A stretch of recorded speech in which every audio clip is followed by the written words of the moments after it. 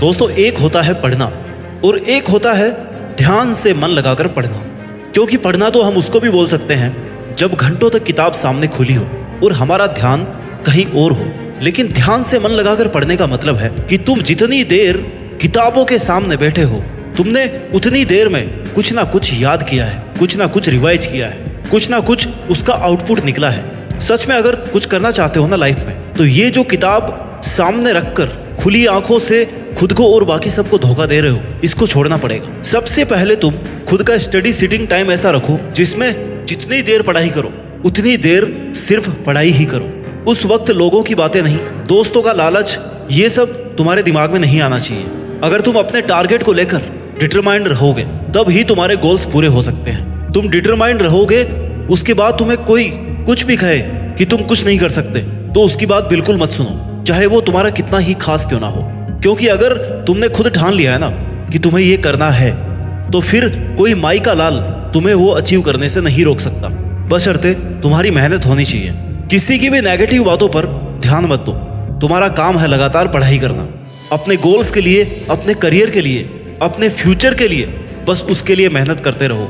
जिस दिन मन हारने लगे ना, उस दिन अपने आप से पूछना कि तुमने स्टार्ट क्यों किया था। अगर तुम्हारा कोई सपना है ना, तो उसे पूरा करने के लिए अपनी पूरी जी जान लगा दो।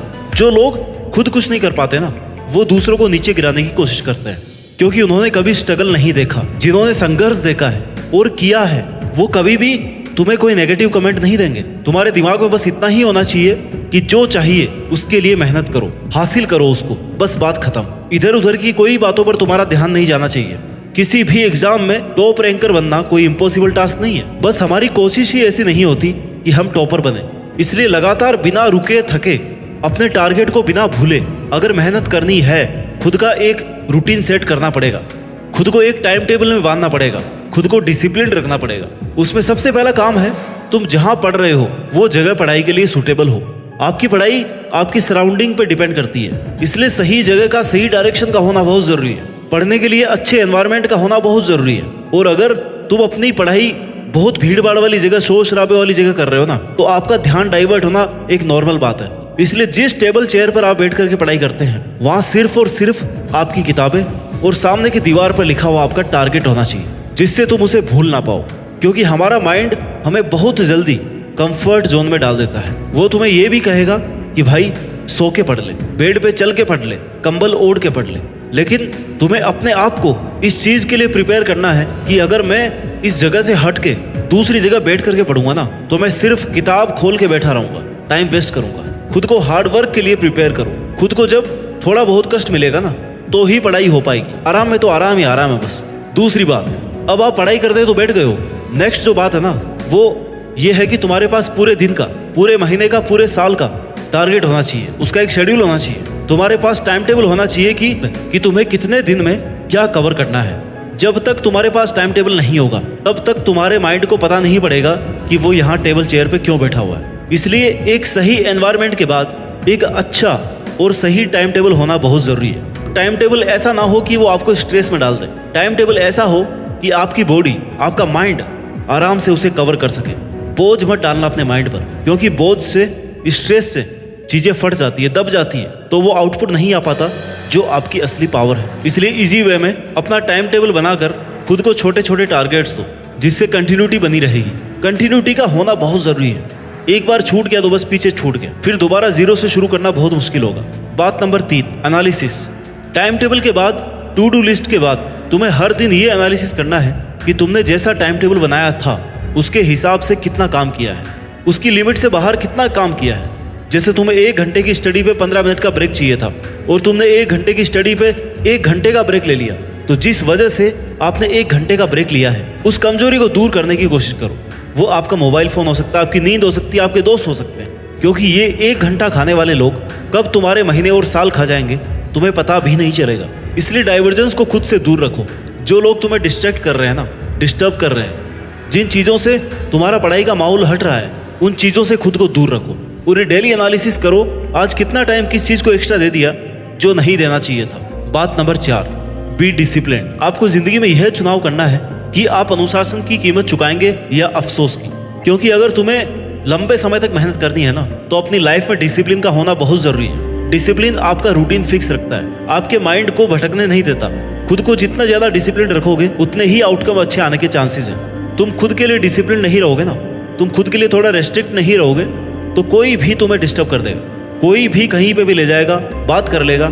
इसलिए अपने खाने पीने, सोने और पढ़ाई करने के लिए वेल डिसिप्लिन्ड एनवायरनमेंट होना बहुत जरूरी है। The speed of your success is limited only by your dedication and discipline. खुद से वादा करो कि मैं पढ़ाई के समय मात्र पढ़ाई में ध्यान दूंगा और कुछ भी नहीं करूंगा। पढ़ाई को आनंद समझकर पढ़े, ना कि बोझ के जैसे। बात number 5, be honest, be grateful. अपना सपना जीतना मुश्किल होता है, नामुमकिन नहीं। हमेशा याद रखें कि आप किन परिस्थितियों से आए हैं। अपने लिए ईमानदार रहें। जहां से आप आए हैं ना, जहां तक आप पहुंचे हैं और जिन परिस्थितियों में आपके पेरेंट्स ने आपको भेजा है, उन परिस्थितियों को भूले नहीं, क्योंकि वो तुम्हारा असली इंस्पिरेशन है, वो तुम्हारा ड्राइविंग फोर्स है। जैसे ही तुम डाइवर्ट होने लगोगे ना, तुम्हारा पढ़ाई में मन कम लगने लगे, तुम्हें इन चीजों को याद रखना चाहिए कि यार मेरे घर वाले आज के दिन सुबह 4 बजे उठकर खेती का काम कर रहे होंगे और मैं 8 बजे तक आराम से सो रहा हूँ। इन चीजों को याद करने से तुम्हें अपने आप इंस्पिरेशन मिल जाएगी कि यार मुझे पढ़ना चाहिए, मेरे लिए ना सही, कम से कम अपने घर वालों के लिए। इसलिए कभी भी अपनी परिस्थितियों को, अपने परिवार के बैकग्राउंड को ना भूलें, क्योंकि आप कितने ही आगे पहुंच जाएं, अगर आप अपनी जीरो वाली पहचान, जब आप कुछ भी नहीं थे, अगर आपने वो पहचान ही भुला दी तो आप आगे नहीं बढ़ पाएंगे। क्योंकि आपकी पहचान ही वह चीज है जो आपको याद दिलाएगी कि आप कौन हो, कहां से आए हो, क्या करने वाले हो और क्या क्या और किन किन परिस्थितियों में अब तक इतना कुछ किया है। तुम अपने आप को बहुत लोगों से आगे समझो, क्योंकि तुम्हें चॉइस से किताबें मिली है, तुम्हें चॉइस में पढ़ना मिला है। बहुत से लोगों को आपकी उम्र में घर भी नसीब नहीं होता है, लेकिन फिर भी आप जानबूझकर मेहनत को, अपने आलस को, कंफर्टेबल जोन को चूज कर रहे हो। दोस्तों, अच्छी किस्मत किसी की नहीं होती, अच्छी किस्मत बनानी पड़ती है। भगवान भी उसी का साथ देता है जो खुद की मेहनत के लिए ईमानदार हो। इसलिए अभी भी वक्त है, सीरियस होकर पढ़ने लग जाओ।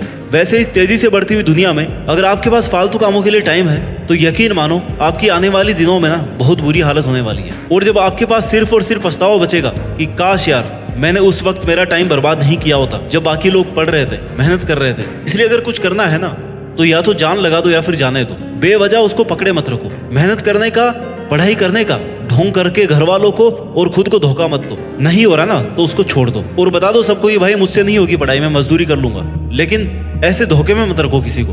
There is no substitute and no shortcut for hard work. भाई मेहनत तो करनी पड़ेगी, वो भी स्टेप बाय स्टेप। मुझे नहीं पता अभी कि किसके पास कितना टाइम बचा हुआ है और साल भर किसने कितना कुछ कर लिया है, कौन कितना पानी में है। मुझे बस इतना पता है कि अगर आज से, अभी से शुरू करते हैं ना, तो तुम वो अचीव कर सकते हो जो तुमने सोचा है। आपके पास जो टाइम बचा है उसमें अपना फिक्स टाइम टेबल बनाकर अपना 100% देने की कोशिश करो और मन लगाकर उन बचे हुए दिनों में वो करके दिखाओ जो आपके पेरेंट्स ने आपसे उम्मीद लगा रखी है। अपना कंफर्ट जोन छोड़कर आराम, मस्ती, मौज से दूर हटके, सोशल मीडिया से दूर रह के अपनी और किताबों की दुनिया में ऐसे खो जाओ जैसे आपके और किताबों के अलावा आपके जीवन में कोई और नहीं है। अगर आप पढ़ाई कर रहे हैं ना तो आपके दोस्त सिर्फ और सिर्फ किताबें हो सकती हैं, बाकी सब झूठ है, फरेब है। ये सब लोग जो तुम्हें आज कह रहे होंगे ना कि हमारे पास तुम्हारे जैसा कोई दोस्त नहीं है, ये वही लोग हैं जो कल तुम्हें छोड़कर चले जाएंगे। इनके होने और नहीं होने से फर्क नहीं पड़ता, लेकिन अगर तुमने किताबों का साथ छोड़ दिया तो तुम कहीं के नहीं रहोगे। इसलिए जो जरूरी है ना उस पर फोकस करो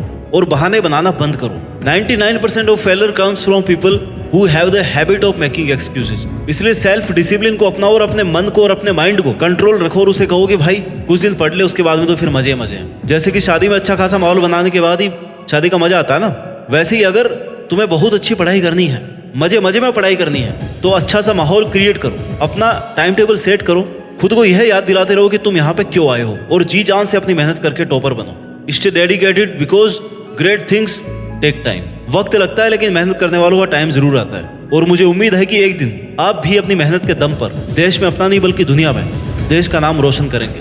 जय हिंद, वंदे मातरम।